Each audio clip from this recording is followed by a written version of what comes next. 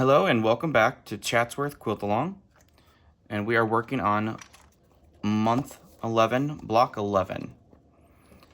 And again, we are going to work with 4 different fabrics. As we're rounding out, we only have one more block after this. You're going to want to make sure that you pick another combination of 4 different fabrics for your block. By now, you should be used to the cutting chart, the diagram on the left. And if you have any leftover of those C triangles from previous blocks, you might be able to use those, and you should be able to use them with this block as well. And we're going to start off with step number 1, where we're going to be making folded corner units like we've done in many months before. And again, you can follow the instructions that is listed in the pattern, where you draw a line on the wrong side of the square, stitch on that line, and kind of do the stitch and flip. Or you can go ahead and use the simple folded corners ruler, and that's what I'm going to do today. And again, depending on which, if you're left-handed or right-handed, you're going to turn the book. So I'm left-handed, I'm going to keep the book horizontally. If you're right-handed, turn it that direction. So I'm going to rotate it 90 degrees if you're right-handed. That way your folded corners lines and your angles are going in that same direction. Okay. And so we're going to use 2 D squares of the same fabric. And then you're going to use 1 A rectangle of our background. And I'm going to just start with one of the D squares. I'm going to position it in the left corner. I'm going to be able to line up 3 sides. So I can line up the top, I can line up the left, and I can line up the bottom. I'm going to make sure it's all nice on there. And then you're going to use the 0 line, as I call the 0 line, on the simple folded corners ruler. So you have the diagonal edge, and then there's a quarter, half, 3/4. So you're going to go to the 1 line. I'm just going to put that on the bottom, line up that left edge, line up the right edge. And the nice part with the ruler, again, you have all these different markings on here that you can take and make sure that your pieces are lined up. If it's kind of kitty-wampus like that, where it's not lined up on anything, your pieces are not going to turn out the right way. So you want to make sure to line it up perfectly. Okay, and then you're going to trim off. This is discard. And then I'm going to go sew with a 1/4 inch seam. And as you can tell, there is a 1/4 inch seam built in to the unit that we trimmed away. I have my stitch length at 2.0, and I'm just using a 1/4 inch seam.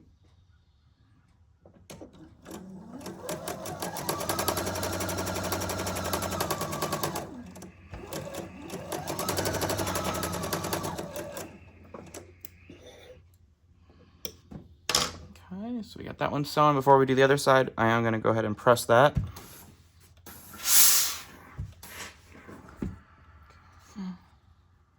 I like setting my seam, and then have been finger pressing all the other blocks open, so I'm just going to continue on. Again, if you don't want to press things open, that is absolutely okay. In the pattern, the arrows on the diagrams are the direction to press your pieces. Okay, so we have that first one done. So this is step 1B unit. Now we're going to go on to step 1C, and we're going to put another folded corner in the opposite side. Okay, I'm going to rotate it 180 just because that's left-handed or direction I like to cut. Again, being able to line up the bottom, the right or the left edge, and then the top again. We're going to use the simple folded corners ruler. Again, line up our pieces there. It's all lined up on the ruler. We know our pieces are lined up correctly.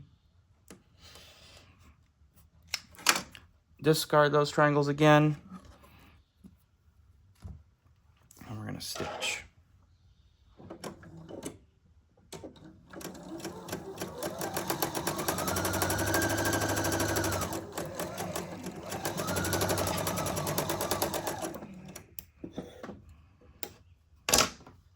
After that's sewn, and we're going to set our seam again, finger press it open.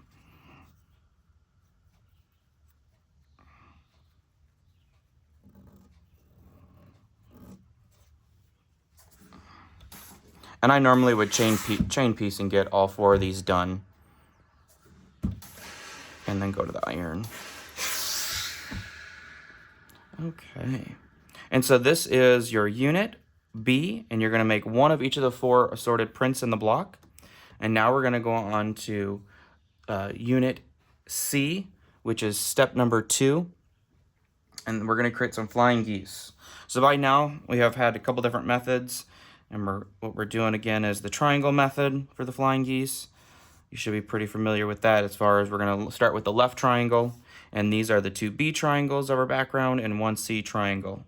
And again, this is where you could have used your assorted print C triangle from a previous block if you had leftover triangles. If you don't want to use that, that is just fine. You can sew them together and make a fun pieced back. There should only be a couple left over. Again, we're starting with that left triangle, and we're going to align that long diagonal edge first, align the bottom, and then stitch our 1/4 inch seam.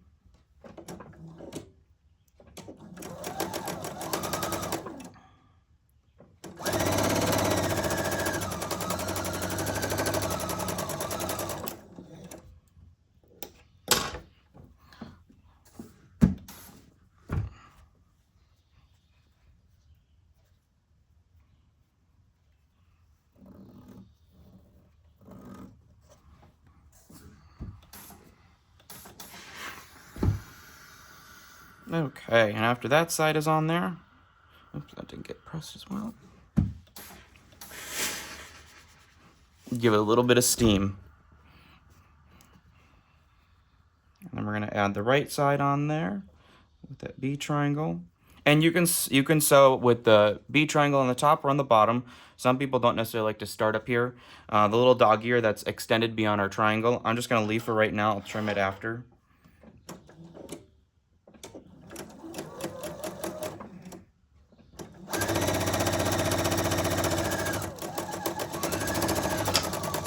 And even with the bias edge exposed, I don't really worry about it stretching too much. If you're worried about it stretching, you could put a pin in there, but I'm not really pulling on my fabric. I'm letting the machine eat it and feed it in. And then I'm just trimming off that dog ear. Okay, set our seam.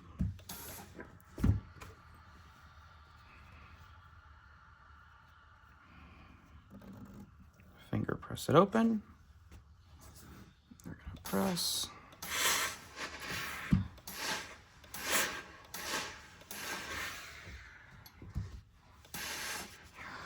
And that should be our unit C. And now we need to trim it to the size that it says in the book. I'm just using this handy Creative Grids ruler. Okay. And one of the little things too you can tell is when I lined up the 45-degree line, see how it went in a little bit right here? It's not right on line, so I'm going to take it back to the iron and stretch it out just a hair. Sometimes those wings like to either shrink in or they like to fly a little bit wide. So now that we're good to go, double check, make sure you have your 1/4 inch point. I'm going to trim 2 sides. And this is where I like having a little smaller mat, because I don't want to necessarily disturb my unit and ruler that I have positioned, because I know I have it correct. I like to just be able to turn the mat. And I don't have a rotating mat, I just make my own little rotating mat. Okay. And so there is our perfect goose. And so we're going to make one of each of the 4 assorted prints in the block. And now we're ready to move on to step number 3. Step number 3 is where we're going to be using 1 unit B and 1 unit C. And you're going to have it positioned just like the diagram shows for step 3. Okay. And the only point we have to match on this one is right here, is this. And it's really just lining up your points when you go to put them together. And so I always like putting the unit B on top. And again, I just fold it back, make sure that my lines are gonna and my seams are gonna line up. And then I put a pin in place, and then I stitch my 1/4 inch seam. And then we're gonna sew down the long side here.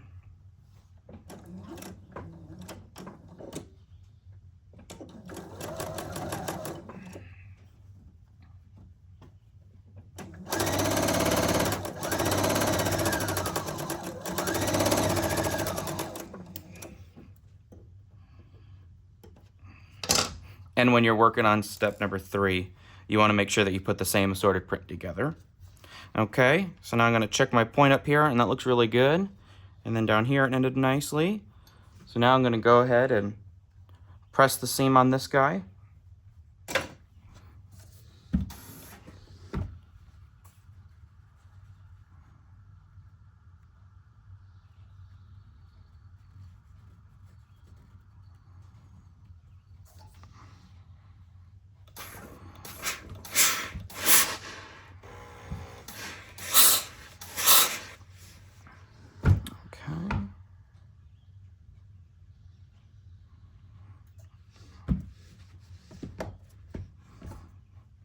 Okay, now like TV magic, you have the unit D done, and you're going to make one of each of the 4 sorted prints.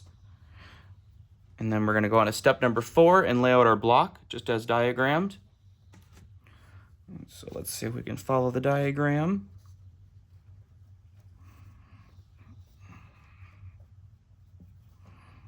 There we go. So basically our flying geese are on the outside of the blocks, and we just got to make sure that they're twisting and turning. And I'm just going to rotate to see what I like. And I'm going to stick with this one. I like this the best. Okay. And so now once we know we have it laid out correctly and we're looking at the diagram to make sure that it's all placed correctly, I'm going to go ahead and sew it into 2 rows. And so I have the top half of the block, the bottom half of the block. And the only point we have to match is right here in the middle, where these points are coming together. And so I'm just going to start with the bottom. I'm going to flip it over and use this. Do the poker method where I'm lining up, going right through the middle.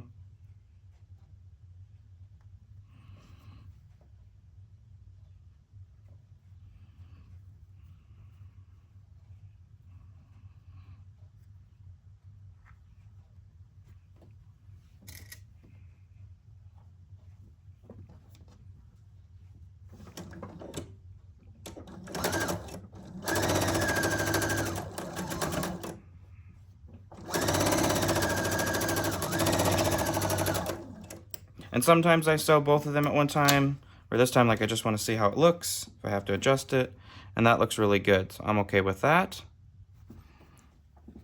And then we'll go sew the other one. And this time I'll do it with the flying geese on top, just to show you the difference. So poker method, going right through the flying geese middle. Gonna line it up 1/4 of an inch down. There.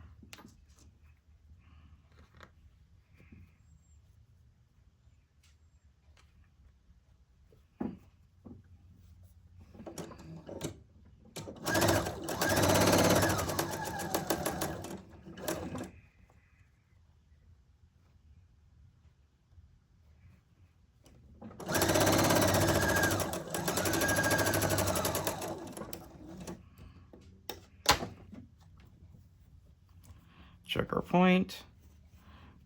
And so that one, there's a little float, so I'm going to bring it in a hair.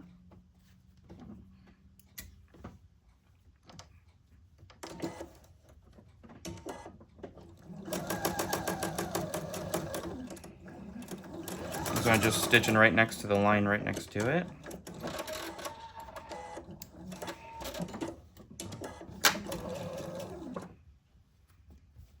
There we go, much better. So now I just took it in one little stitch and we're good. Okay, now we're gonna set the seams on these 2 halves.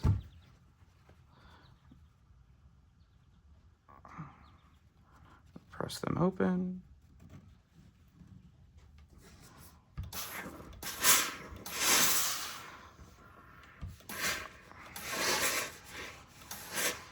Okay, so that was the top half.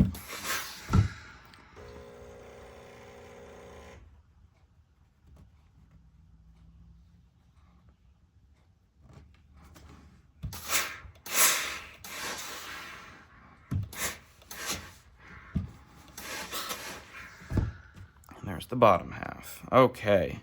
Again, gonna relay it out just to make sure that I have it going the correct way. And now when we go to join this last seam together for our block, you're gonna wanna make sure that you line up these 3 points And it doesn't matter if you put this on top or that one on the top. And I usually, again, like to start in the middle.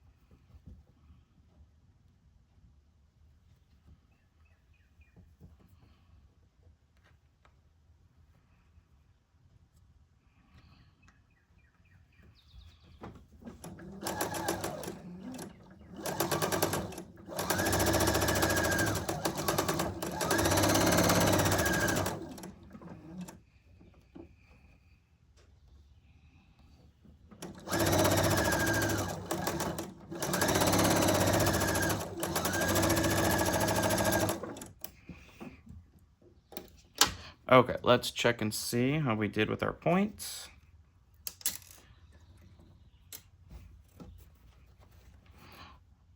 That one can come in a hair, that one can come in just a little bit. The center looks good and the ends look good. So I'm just gonna bring this in just a hair, stitch right along the seam.